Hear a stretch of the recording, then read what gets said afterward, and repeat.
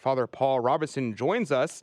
He is the author, or co author rather, of this pamphlet on marijuana usage. I think it's a very, very important topic today, considering the widespread usage, especially among Catholics. It's kind of shocking to me how many good Catholics kind of perceive it to be something that's no big deal. They think marijuana is just another thing, kind of like tobacco, kind of like beer, and they see no big deal with it. But thank you for joining us, Father Robertson. My pleasure, Adrian. Glad to be here. Absolutely, absolutely. Now, Father, I think this is a very important topic. It's become very popular in our modern day to try to promote marijuana usage, and I think the problem is that people don't understand the what exactly marijuana is. So let's start there. What exactly are we talking about when we say marijuana? Well, marijuana is a plant that you find in nature, like so many other plants, and obviously that God has put on this earth many things for our use, and yet at the same times they all have their properties, and some of the things that we find are very helpful, very useful for us, and some are dangerous for us. And so we study the properties of the plants and animals that God has put on this earth, and we use the ones that are beneficial to our benefit, and we avoid the dangerous ones. And based on our extensive studies of the marijuana plant, we have a lot more information about it. It contains over 100 chemicals, and we now know that one of those chemicals, which is abbreviated as THC, is psychoactive.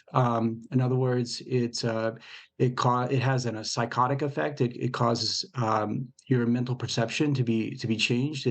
It's basically you get stoned if you ingest THC. So I think we've known this for a long time, but we have a better understanding now of the long term effects of ingesting THC.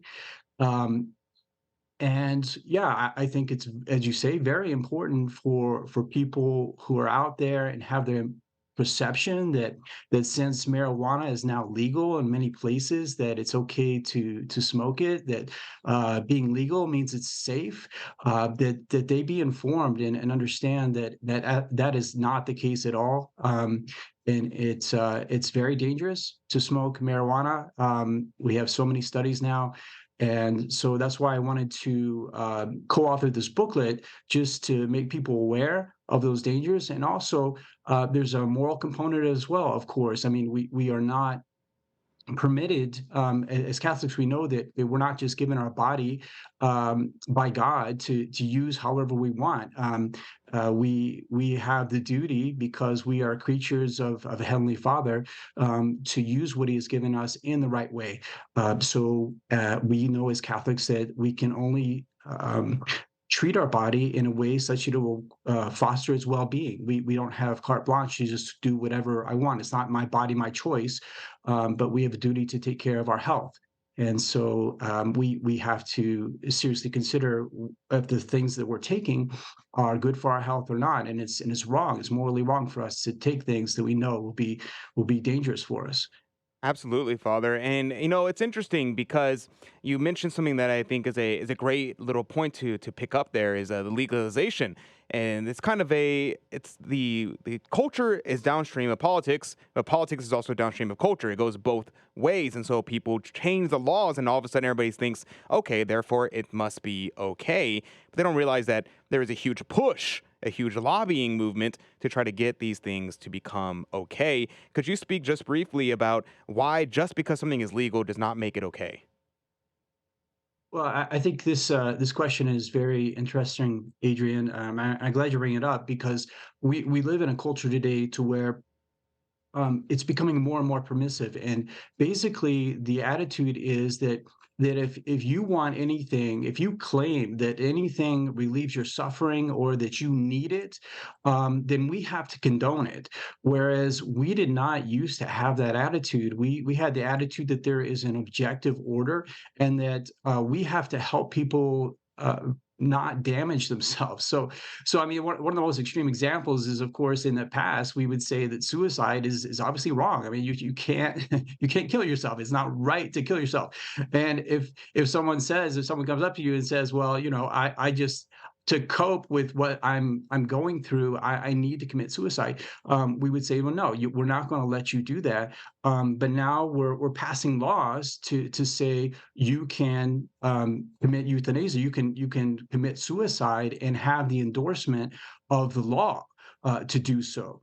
And this is just obviously wrong, because we should, if someone's in a state to where they want to take their lives, we should try to take means such that they will not do that, even though they're claiming that this is what they need in order to cope. Another example, of course, is with gender dysphoria. I mean, in the past, we saw gender dysphoria as a problem, as a mental problem, and we would try to help people resolve that. And if someone was saying, "Well, I need in order to make me happy and to deliver me from this suffering where I can't identify with my body, I need to mutilate my body. I need to cut parts off of my body or whatever." We would say, sorry, I mean, you can't do that. We're not going to allow you to do that, because we know that this is objectively harmful for you. Regardless of your subjective perception, this is not good for you. So, we've reached the stage today to where the subjective impressions of someone are given so much credence as being good, as trumping the objective order, that somehow the individual has the power Hmm. to make reality, like their subjective impression makes reality, that we Absolutely. have to condone that.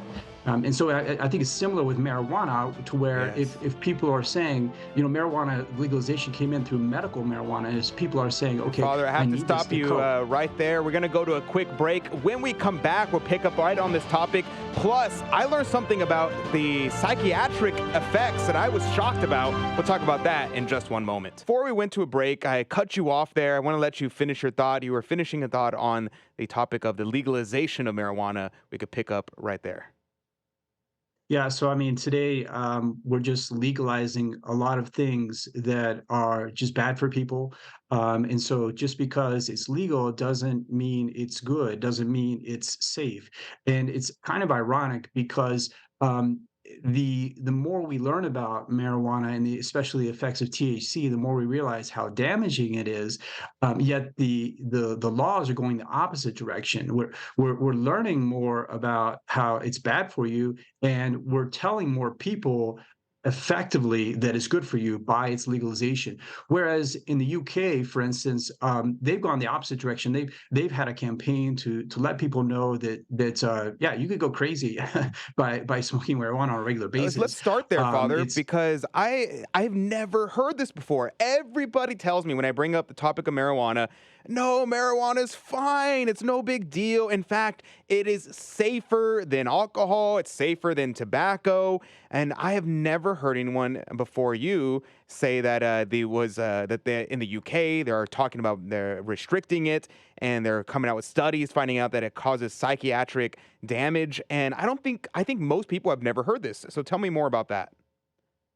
Yeah, I mean, that just surprises me, because I don't. I mean, in my era, when I grew up, okay, I'm in my 40s, but so it was the famous commercial where you would have the egg, and this is your brain, and this is your brain on drugs. Or any questions, and that basically drugs fry your brain, and marijuana was considered to be one of those drugs. So I don't think marijuana has ever had a great reputation, and it's as I say today, all the more evident that it has psychotic effects.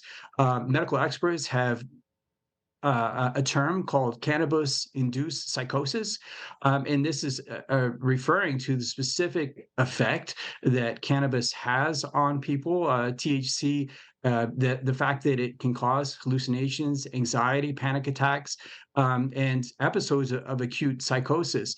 So, especially causing extreme anxiety, giving the people the impression that they're under attack, making them very paranoid in the short term, and sometimes leading them to be violent as a result. They feel like they're under attack, and so they have to protect themselves from the people around them, and sometimes it leads to extreme acts of violence, including murder. Yeah, that's a crazy story that you were telling. I was shocked by it. Had mentioned a story about a young lady who took a overdosed on marijuana, which don't even think that it's even possible to overdose on marijuana, and immediately goes into a kind of has a psychotic break. And I'm like, wow, like that's incredible. Now people will say, okay, well, marijuana, okay, I probably bad, but therefore we have to reject tobacco and alcohol. And perhaps you may say, Father, you may say, oh, well, maybe we should be not having so much tobacco anyway. We probably wouldn't should be drinking so much anyway. But we wouldn't say you should never have alcohol. You should never smoke tobacco. It's a mortal sin to do either of those things. What would you say about that kind of objection?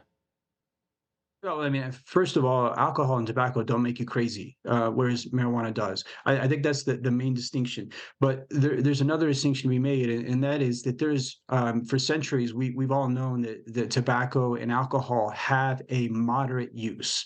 In other words, you can use them in moderation, and it's not going to damage you.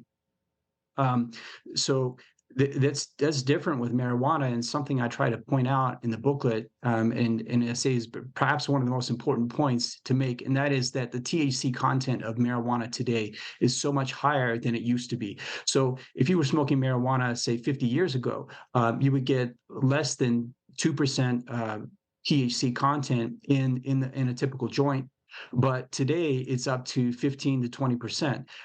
And I mean, the reason is that the main reason why people smoke marijuana is because they want to get a high, and even though it came in, it was legalized through a medical path.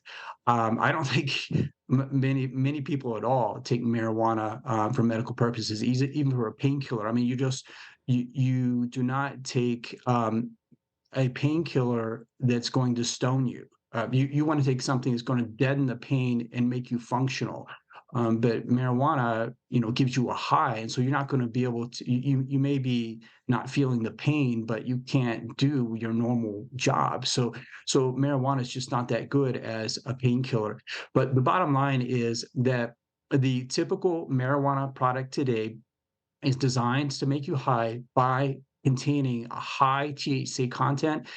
That's true of the joints, and it's all the more true of the edibles, what are called the edibles or the dabs, where they put marijuana into various foods or drinks that have a really, really high THC content in order to produce that immediate physical effect of making you high, making you stoned. It's interesting that the word they use is stoned because it's very telling of what exactly is happening, right? Because we as human beings, what makes us different from the animals is Aristotle will even tell us we are a rational animal, so it's the use of reason. It's what makes us in the imago Dei. And so, what does marijuana do? It makes you stoned. It makes you like a stone. It depletes your use of reason, and so that's the same reason why excessive drinking is wrong because it depletes your use of reason. And I think that's a very big difference between that and smoking tobacco, which usually does the opposite effect. However, many people will point out the long term effects of marijuana usage and say, okay, well, there's long term effects of marijuana usage, but there's also the potential long term effects of tobacco usage, which is potential lung cancer. So, Father, shouldn't we condemn both of those things? And so, what would you say between those two? Yeah, well, as I say, there is a moderate use of tobacco. Like if say someone was smoking a couple of cigarettes a day for the long term, yes, it's going to increase their chance of lung cancer. And you can look at statistics. Perhaps they would say on average reduces your lifespan by 4 years. But that's not a good effect. I don't think we would say that it's sufficiently grave to say it would be gravely sinful for a person to smoke at that level. Maybe it's different for a chain smoker. If you're smoking 2 packs a day, okay, yeah, I would say there's something seriously wrong there. Um, but with marijuana, as I say, the effect is it ruins your life. I mean, it makes the studies show that if you smoke marijuana on a regular basis, between if you're a teenager or you're in your 20s, after 6 years, the chance of you getting some sort of psychotic mental disease is around 50%. Wow. So, I mean, that's pretty severe. I mean, if you knowingly are smoking this and you're saying to yourself, I could develop schizophrenia or bipolar for the rest of my life from doing this, I think that's gravely, gravely imprudent, and therefore sinful. Absolutely, Father. And here, to that point, you point out the rates of suicide, which we're having an absolute suicide epidemic in America, worldwide, in all first world countries, but especially in America, where we see this more and more. Could you briefly talk about the suicide relationship between that and marijuana? Yeah, absolutely. So, obviously, if marijuana is messing with your mind, and it's putting you into a state of constant anxiety, you don't realize. A lot of people, at times, marijuana users are not in denial about marijuana being the cause of their psychotic state, and they feel trapped. They feel like I can't cope with life anymore, and they sometimes take their lives. It's also true that I just want to quote to you a study that recently studies have found that one third of subjects that committed homicide had used marijuana 24 hours before the homicide, and three quarters of those subjects were experiencing at least one mental or physical effect from marijuana intoxication when the homicide occurred. So it's the alteration of the state of the mind leads people to commit acts of violence, whether it be against someone else or against themselves. And so this is really, really bad. Absolutely, absolutely. And the other thing that often comes up in conversations is the fact that it's a gateway drug, and there's been a huge media push to say that's such a joke. It's not a gateway drug. People, that's not. It's just false. What say you, Father? Is there any truth to that statement, or is it completely false? What say you? Yeah, so I mean, I want to recommend a book called "Tell Your Children" by Alex Berenson that gets into this, and I found very helpful resource. But he points out that a lot of times people start using marijuana in order as a painkiller or something else, and they find it's just not effective, so they have to move on to some other drug, especially opioids. And I'm here in Colorado, and Colorado is one of the first states to legalize marijuana, and Colorado is now the number one state for the use of cocaine. So, I mean, there's certain evidence there, circumstantial evidence that marijuana is definitely a gateway drug. As I say, if you go to Tell Your Children by Berenson, he provides hard data that shows that there's a correlation between the legalization of marijuana in a state and the use of harder drugs. I mean, there's always an increase. In other words, you increase the use of marijuana, you're going to increase the use of these other harder drugs. Absolutely, Father. I think it's very clear to me. I mean, it just logically makes sense to me. Now, the last question I want to bring up is the question we already talked at the beginning about legalization, but then what about the question of criminalization? People will say things like, "Well, okay, maybe it shouldn't be legalized." But we should at least decriminalize it. We should not punish people. They shouldn't have to go to jail for having a little bit of weed. What say you, Father? Yeah, I mean, it's a very complicated topic, and it all depends on the common good. I mean, I admit that there's might be some situations in which the common good would warrant not criminalizing it. It's above my pay grade, to be honest.